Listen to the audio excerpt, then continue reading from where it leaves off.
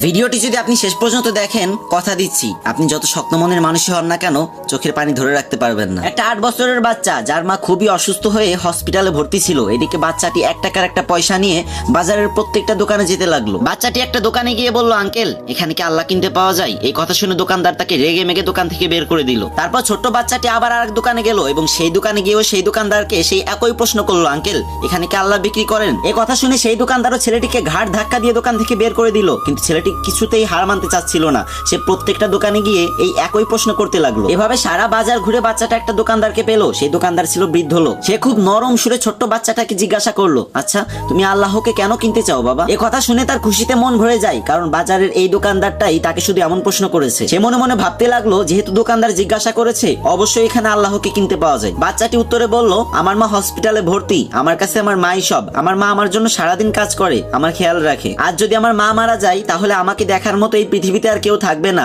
Doctor বলেছে একমাত্র আল্লাহ তাআলাই তোর মাকে বাঁচাতে পারে, তোর মার শ্বাস ফেরাতে পারে। আপনার এখানে তো নিশ্চয়ই আল্লাহকে কিনতে পাওয়া যায়, তাই না? যাকে দিয়ে আমি আমার মাকে